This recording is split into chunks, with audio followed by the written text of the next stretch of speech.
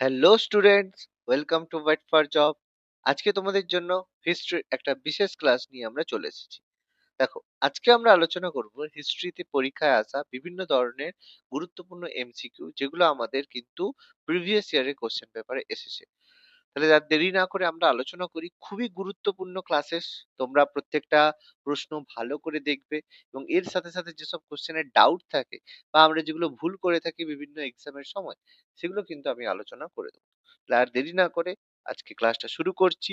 ভিডিওটা ভালো লাগলে অবশ্যই একটা লাইক দিও এবং আমাদের চ্যানেলে যদি নতুন হও তাহলে চ্যানেলটা সাবস্ক্রাইব করতে ভুলো না। দেখো, প্রথম প্রশ্ন কি রয়েছে। প্রথম প্রশ্ন বলেছে যে তরাইনের যুদ্ধ কবে হয়েছিল। দেখো, একটা বিখ্যাত যুদ্ধ হয়েছিল তরাইনের যুদ্ধ, যেটা 1191 সালে। চারটে অপশন রয়েছে: 1526, 1556, 1191, 1192।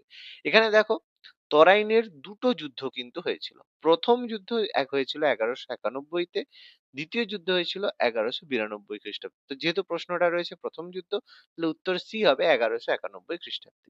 তাহলে তরাইনের যুদ্ধ কাদের মধ্যে হয়েছিল? সেটা পৃথ্বীরাজ চৌহান, যে চৌহান বংশের রাজা পৃথ্বীরাজ চৌহানের সঙ্গে হয়েছিল মোহাম্মদ ঘুরি। মোহাম্মদ ঘুরির হয়েছিল, যার ফলে ভারতে ইসলামিক শাসন বা মুসলিম শাসনের সূচনা হয়েছিল। তো সেটা সম্পর্কে আমরা জানি। 1526-এ হয়েছিল পানিপথের প্রথম যুদ্ধ, ব্যাটেল অফ পানিপথ। পানিপথের ফার্স্ট ওয়ার হয়েছিল 1526। বাবর আর ইব্রাহিম লোদির মধ্যে হয়েছিল, যেখানে বাবর জয়লাভ করেছিল এবং ভারতে এরপরে মুঘল ডাইনেস্টির এস্টাবলিশমেন্ট হয়েছিল। 1556 সালে হয়েছিল পানিপথের দ্বিতীয় যুদ্ধ, সেকেন্ড ওয়ার, যেখানে আকবর জয়লাভ করেছিল, হিমুকে পরাজিত করে এবং মুঘল সাম্রাজ্য পুনঃপ্রতিষ্ঠিত হয়েছিল। তাহলে চারটে যে উত্তর রয়েছে, বুঝতে পারছো চারটে সালই কিন্তু ভীষণ গুরুত্বপূর্ণ ছিল ইতিহাসের দিক থেকে। 1191-তে পানিপথে প্রথম যুদ্ধে পৃথ্বীরাজ চৌহান পরাজিত হয়, দ্বিতীয় যুদ্ধে মোহাম্মদ ঘুরি পরাজিত হয় এবং মুসলিম বা ইসলামিক শাসন যেটা ভারতে প্রতিষ্ঠিত হয়েছিল। পরবর্তী প্রশ্ন। পরবর্তী প্রশ্ন বলেছে যে কাশ্মীরের ইতিহাস নিয়ে কলহনের রচিত বইয়ের নাম কি। চারটে রয়েছে: কাশ্মীর সমগ্র, রাজ তরঙ্গিনী, রাজ চক্রবর্তী আর হিমাদ্রি পণ্ডিত। তো প্রত্যেকেই জানি যে কাশ্মীরের ইতিহাস নিয়ে লেখা বই হচ্ছে কলহনের লেখা রাজ তরঙ্গিনী। তবে এই বইটা যে রাজ তরঙ্গিনী বইটা, এটাকে যথার্থ ইতিহাসের বই বলা হয়। কেন বলা হয় যথার্থ ইতিহাসের বই বলার পেছনে যথেষ্ট কারণ রয়েছে। হিস্ট্রিতে অন্যান্য বইতে কিন্তু সেভাবে কোনো সিকোয়েন্সিয়াল ব্যাপার নেই। সিকোয়েন্সিয়াল ব্যাপার বলতে যে সেই বইতে পরপর ইতিহাসে কি ঘটনা ঘটেছে সেরকম কিছু নেই। শুধুমাত্র পার্টিকুলার কোনো রাজা বা বিভিন্ন ঘটনা বা কোনো একটা টাইমকে বলেছে। কিন্তু রাজতরঙ্গিনী এটা ৮টা খণ্ডে লেখা হয়েছে এবং ৮ জন রাইটার এটাকে লিখেছে। তো ওই করহনের রাজতরঙ্গিনী সম্পর্কে তোমরা যদি বিস্তারিত জানতে চাও তাহলে কমেন্ট করো। আমরা এই শুধু রাজতরঙ্গিনী টপিকের উপরে একটা তোমাদের ক্লাস অবশ্যই রাখতে পারি। ওকে? তো যাই হোক, এখানে আমাদের প্রয়োজন মতো যেটা বলেছে, কলহনের লেখা বিখ্যাত বই রাজতরঙ্গিনী, যেখান থেকে আমরা কাশ্মীরের ইতিহাস সম্পর্কে জানতে পারি। চলো পরবর্তী প্রশ্নে যাওয়া যাক। পরবর্তী প্রশ্নে যাওয়ার আগে আমাদের চ্যানেল থেকে তোমরা পাচ্ছ দুটো বিখ্যাত স্টাডি ম্যাটেরিয়াল, যেটা আমাদের আপকামিং যে ডাব্লিউবিপি কেপি এক্সামের জন্য ভীষণ গুরুত্বপূর্ণ। যারা অলরেডি বইটা পারচেজ করেছো তারা অনেকেই জানো যে এই বইটা থেকে আমাদের 100% কমন যোগ্য প্রশ্ন পাওয়া যায়। অনেকে এখান থেকে পাস করেছো এই স্টাডি মেটেরিয়াল পড়ে। তো তারা ইন্টারভিউ এর জন্য এখন প্রিপারেশন নিচ্ছ। তাহলে এই বইতে বিষয়ভিত্তিক এমসিকিউ, জিকে বইতে ইতিহাস, ভূগোল, বিজ্ঞান, রাষ্ট্রবিজ্ঞান, অর্থনীতি এবং সাধারণ জ্ঞানের এমসিকিউ উইথ এক্সট্রা ইনফরমেশন রয়েছে। আর ম্যাথমেটিক্স বইতে রয়েছে অধ্যায় ভিত্তিক সমাধান, যেখানে প্রত্যেকটি প্রশ্নের ব্যাখ্যা সহ সমাধান কিন্তু রয়েছে। তো যারা অলরেডি বইটা পারচেজ করেছো তাদের জন্য প্রত্যেকেই জানো যে ইন্টারভিউ ক্লাস তোমাদের জন্য রয়েছে। তো তার জন্য নিচে দেওয়া হোয়াটসঅ্যাপ নাম্বারে যোগাযোগ করো। আর অলরেডি যারা এখনো বইটা কেনোনি তারা বইটা পারচেজ করার জন্য নিচে দেওয়া হোয়াটসঅ্যাপ নাম্বারে যোগাযোগ করে নাও। মাত্র 250 টাকায় বাড়িতে বসে তোমরা ফ্রি হোম ডেলিভারি পেয়ে যাবে এবং বই থেকে যদি কোনো ধরনের প্রশ্নের মধ্যে ডাউট হয় তাহলে নিচের হোয়াটসঅ্যাপ নাম্বারে যোগাযোগ করতে পারো। তাহলে সেই ডাউট আমরা কিন্তু ক্লিয়ার করে দেবো তোমাদের ভায়া হোয়াটসঅ্যাপ। ওকে? চলো পরবর্তী প্রশ্নে যাওয়া যাক।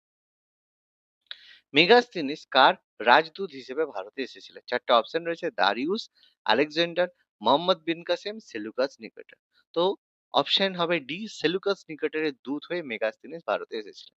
তো ব্যাপারটা কি হয়েছিল, যে সেলুকাসের সঙ্গে যুদ্ধ হয়েছিল আমাদের মৌর্য সাম্রাজ্যের ফাউন্ডার চন্দ্রগুপ্ত মৌর্য। তো আমরা প্রত্যেকেই জানি চন্দ্রগুপ্ত মৌর্যের সঙ্গে সেলুকাসের যুদ্ধ হয়েছিল। সেলুকাস কে ছিলেন? আলেকজান্ডার দ্য গ্রেট, যার কথা আমরা জানি সেকান্দার, শাহ সিকান্দার বলা হয়। তো আলেকজান্ডার তিনি যখন ভারত আক্রমণ করেছিলেন, তারপর ভারতের যে বিভিন্ন অংশ তিনি জয়লাভ করেছিলেন, তারপর তিনি যখন ব্যাবিলনে গিয়েছিলেন, তো সে ব্যাবিলন জয় করে সে ব্যাবিলনের যে শাসক হিসেবে তার যে স্লেভ সেলুকাস নিকেটরকে অ্যাপয়েন্ট করেছিলেন। তো পরবর্তীকালে যখন চন্দ্রগুপ্ত মৌর্য শাসক হন, তিনি ভারত থেকে গ্রিকদেরকে বিতাড়িত করেছিলেন। সেই কারণে যুদ্ধ সরাসরি সেলুকাসের সাথে হয়েছিল, যেই যুদ্ধে চন্দ্রগুপ্ত মৌর্য জয়লাভ করেছিল, এবং প্রথম চন্দ্রগুপ্ত মৌর্যের সঙ্গে সেলুকাস নিকেটরে ইন্টারন্যাশনাল ট্রিটি, প্রথম আন্তর্জাতিক একটা চুক্তি হয়, ইন্টারন্যাশনাল ট্রিটি হয়। সেই অনুযায়ী সেলুকাসের কন্যা হেলেনের সাথে তার বিবাহ হয়। যদিও এটা হিস্টোরিক্যাল কোনো রেফারেন্স নেই, কিন্তু বলা হয়ে থাকে। কিন্তু এর সাথে এই ট্রিটির মাধ্যমে মেগাস্তিনিস হিসেবে গ্রিক অ্যাম্বাসেডর বা একজন দূতকে মেগাস্তিনিসের দরবার পাটলিপুত্রতে পাঠানো হয়েছিল।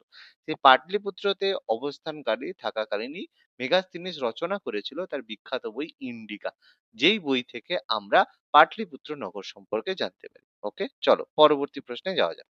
কি বলেছে? পঞ্চতন্ত্র কে রচনা করেছিলেন? দেখো, বিখ্যাত বই পঞ্চতন্ত্র, চারটে অপশন রয়েছে: পাণিনি, ভারবি, বাণভট্ট, বিষ্ণু শর্মা। প্রত্যেকেই জানি বিষ্ণু শর্মার লেখা বিখ্যাত বই পঞ্চতন্ত্র। পাণিনির লেখা বই আমরা প্রত্যেকেই জানি অষ্টাধ্যায়ী, যেটা আমাদের বিখ্যাত একটা ব্যাকরণ বই রয়েছে অষ্টাধ্যায়ী। বাণভট্ট হর্ষবর্ধনের যে সভাকবি ছিল বাণভট্ট, তার লেখা বই হর্ষচরিত। এগুলো সব কিন্তু আমরা জানি, খুবই গুরুত্বপূর্ণ। ভারবির কিরিতার্জুনিয়ম লেখা বই, কিরিতার্জুনিয়ম লেখা বই, এইসব বই কিন্তু খুবই গুরুত্বপূর্ণ, পরীক্ষাতে থাকে। বুকস অ্যান্ড অথর্স তোমাদের অলরেডি অনেক ক্লাস হয়েছে, যেখানে এই বই কে রচনা করেছেন সেই সম্পর্কে কিন্তু ক্লাস রয়েছে। পরবর্তী প্রশ্ন, শশাঙ্কের রাজধানীর নাম কি? দেখো, গৌড় ভুজঙ্গ শশাঙ্ক, তিনি গৌড়ের অধিপতি ছিলেন, গৌড়ের রাজা ছিলেন। তিনি শশাঙ্কের রাজধানীর নাম কি? চারটে অপশন: সুবর্ণগিরি, কানৌজ, কর্ণ সুবর্ণ এবং গৌড়। তাহলে প্রত্যেকেই জানি শশাঙ্কের যে রাজধানী সেটা হচ্ছে কর্ণ সুবর্ণ, যিনি গৌড়ের শাসক ছিলেন, গৌড়াধিপতি। গৌড় হচ্ছে তার রাজ্যের নাম, যে রাজ্য ছিল, আর রাজধানী হচ্ছে কর্ণ সুবর্ণ। কনৌজকে কেন্দ্র করে কনফ্লিক্টের মধ্যে শশাঙ্কের নাম রয়েছে, কারণ কনৌজকে কেন্দ্র করে হর্ষবর্ধনের সঙ্গে হর্ষবর্ধন, এরপর হচ্ছে এর আগে আমরা জেনেছি পাল প্রতিহার রাষ্ট্রকূটদের মধ্যে পরবর্তীকালে এটা নিয়ে সংঘর্ষ হয়। তো হর্ষবর্ধনের যে মানে বোন ছিলেন রাজ্যশ্রী, তো সেই রাজ্যশ্রীকে শশাঙ্ক অপহরণ করেছিল। আমরা ডিটেলস রয়েছে পরবর্তীকালে হর্ষবর্ধন আর তার যে মিত্র কামরূপ রাজ ভাস্কর বর্মন মিলিতভাবে রাজ্যশ্রীকে এখান থেকে বাঁচিয়েছিলেন। তো ওগুলো সম্পর্কে ডিটেলস রয়েছে, তোমরা যদি জানতে চাও কমেন্ট করো, তাহলে তার জন্য আমরা অবশ্যই ক্লাস নিয়ে আসবো। পরবর্তী প্রশ্ন, ভারতের ইতিহাসে কোন যুগকে স্বর্ণযুগ বলা হয়? তাহলে চারটে অপশন রয়েছে: গুপ্ত যুগ, মৌর্য যুগ, মুঘল যুগ, কুষাণ যুগ। তাহলে গোল্ডেন এজ বলা হয় গুপ্ত যুগকে, গোল্ডেন এরা বা গুপ্ত যুগকে বলা হয় গোল্ডেন এজ। তাহলে এটা আমরা প্রত্যেকেই জানি। গুপ্ত যুগকে গোল্ডেন এজ বলার পেছনে অনেকগুলো কারণ রয়েছে। প্রথম কারণ, গুপ্ত যুগে প্রচুর পরিমাণে গোল্ড কয়েন ইস্যু করা হতো, খুব সমৃদ্ধ ছিল সেই কারণে। কিন্তু এটাকে যথার্থ কারণ না মনে করে বলা হয় গোল্ড বা স্বর্ণযুগ বলার আসল কারণ, এই সময়ে সাহিত্য এবং বিজ্ঞানের যে চর্চা, সাহিত্য বিজ্ঞান চর্চার অভূতপূর্ব উন্নতি হয়েছিল, সেই কারণে এটাকে গুপ্ত যুগ বলা হয়ে থাকে। এছাড়া অর্থনৈতিক দিক থেকে গুপ্ত যুগ বিশাল সমৃদ্ধ ছিল, বিশেষ করে প্রাথমিক অবস্থায় সমুদ্রগুপ্ত তার সময়ে যথেষ্ট বেশি সমৃদ্ধ হয়েছিল। পরবর্তীকালে চন্দ্রগুপ্ত টু, দ্বিতীয় চন্দ্রগুপ্ত বা বিক্রমাদিত্য, এবং পরবর্তীকালে তার যে পুত্র প্রথম আমাদের যে কুমারগুপ্ত, সেই সময়কে সমৃদ্ধ যুগ বলা হয়ে থাকে। আশা করি বোঝা গেল, খুব ইম্পর্টেন্ট প্রশ্ন ছিল। পরবর্তী প্রশ্ন, বুদ্ধ চরিত্রের রচয়িতা কে? চারটে অপশন রয়েছে: বুদ্ধ ঘোষ, অশ্ব ঘোষ, বসুমিত্র, লোপামুদ্রা। তাহলে বুদ্ধ চরিত্রের রাইটার হচ্ছে অশ্বঘোষ, যেটা হচ্ছে মানে গৌতম বুদ্ধের যে বায়োগ্রাফি, আমাদের যে গৌতম বুদ্ধ রয়েছেন, সেই গৌতম বুদ্ধের জীবনী হচ্ছে বা আমাদের বুদ্ধ চরিত, যেটা রচনা করা হয়েছিল কনিষ্কের সময়। কনিষ্কের সভাকবি ছিলেন অশ্বঘোষ, তারই পৃষ্ঠপোষকতায় লেখা হয়েছিল। কারণ কনিষ্ক বৌদ্ধ ধর্মাবলম্বী ছিলেন, তিনি মহাযানপন্থী ছিলেন। হিনযান মহাযান দুটো ভাগ ছিল, তার মধ্যে মহাযানপন্থী ছিলেন তিনি, তার সময় এটা লেখা হয়েছিল। পরবর্তী প্রশ্ন, দান সাগর গ্রন্থের রচয়িতা কে? চারটে অপশন রয়েছে: বল্লাল সেন, লক্ষণ সেন, জয়দেব এবং শ্রীধর ভট্ট। তাহলে দান সাগর এবং তার সাথে সাথে বিখ্যাত বই অদ্ভুত সাগর, এগুলো লিখেছিলেন সেন বংশের রাজা বল্লাল সেন। ওকে, পরবর্তীকালে বল্লাল সেনের যে পুত্র লক্ষণ সেন ছিলেন সেন বংশের শেষ রাজা, লক্ষণ সেন যাকে পরাজিত করেছিল বখতিয়ার খিলজি, এবং ভারতে মুসলিম শাসনের উদ্ভব হয়েছিল। বাহামনি সাম্রাজ্যের প্রতিষ্ঠাতাকে, বাহামনি বংশের প্রতিষ্ঠাতা, চারটে অপশন: আলাউদ্দিন বাহমন শাহ, ফিরোজ শাহ, জয়পাল, ব্রহ্মগুপ্ত। তাহলে অপশন অবশ্যই হবে আলাউদ্দিন বাহমন শাহ। তিনি বাহমনি সাম্রাজ্যের প্রতিষ্ঠা করেছিলেন। তৎকালীন যে দিল্লি সালতানাতের শাসক ছিলেন মোহাম্মদ বিন তুগলক। তো মোহাম্মদ বিন তুগলকের সময় যে বহু অঞ্চল নিজেদেরকে স্বাধীন ঘোষণা করে, তার মধ্যে একটা অংশ ছিল বাহামনি। ওকে। আর ফিরোজ শাহ বাহামনি বাহামনি সাম্রাজ্যের শ্রেষ্ঠ শাসক ছিল। চলো পরবর্তী প্রশ্নে যাওয়া যাক। সমুদ্রগুপ্তের নানা বিবরণ সমৃদ্ধ এলাহাবাদ প্রশস্তি কে রচনা করেছিলেন? চারটে অপশন রয়েছে: শূদ্রক, হরিসেন, ভবভূতি, আর ইসুবন্ধু বা বসুবন্ধু। তো অবশ্যই সমুদ্রগুপ্তের যে এলাহাবাদ প্রশস্তি রচনা করেছিলেন তার সভাকবি হরিসেন, যেটা এলাহাবাদ প্রশস্তি বা প্রয়াগ প্রশস্তি নামে পরিচিত।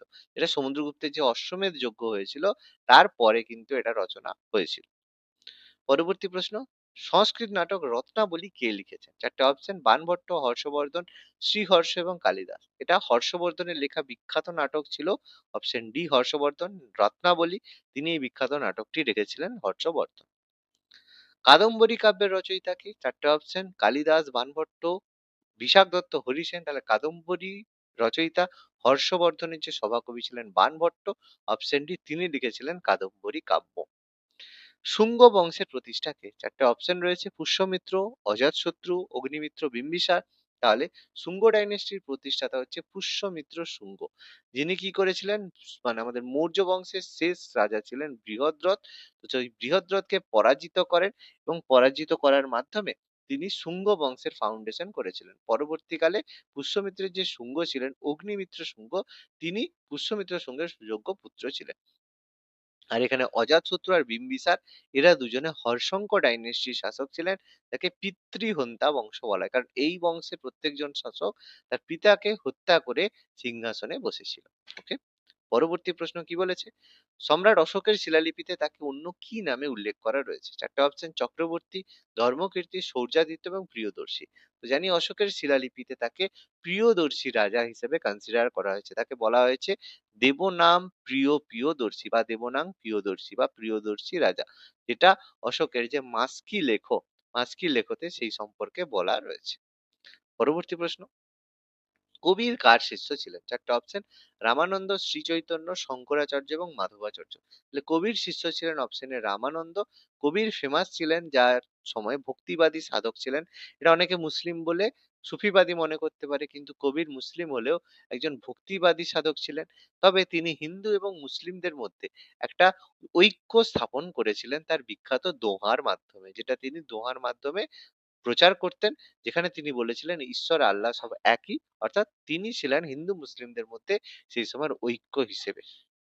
পরবর্তী প্রশ্ন: বিখ্যাত আর্যভট্ট কোন বিষয়ে পণ্ডিত ছিলেন? চিকিৎসা শাস্ত্র, শরীরবিদ্যা, জ্যোতির্বিদ্যা না সাহিত্য? তাহলে আর্যভট্ট ফেমাস ছিলেন তার বিখ্যাত জ্যোতির্বিদ্যার কারণে, যেখানে আর্যভট্টের বিখ্যাত বিভিন্ন বই, সূর্য সিদ্ধান্তিকা, এসব বই রয়েছে, যেখানে আর্যভট্ট জ্যোতিষবিদ্যা সংক্রান্ত বিভিন্ন তথ্য আমাদের দিয়েছে। পরবর্তী প্রশ্ন: বঙ্গদেশী ভক্তিবাদী আন্দোলনের সাথে নিজের কোন নামটি বিশেষভাবে জড়িত? দেখো, এখানে ভক্তিবাদী আন্দোলনের মধ্যে তুলসীদাস যুক্ত নয়, কারণ তুলসীদাস আকবরের সময়ে ছিলেন, তো তিনি সেই সময় একজন রাইটার ছিলেন।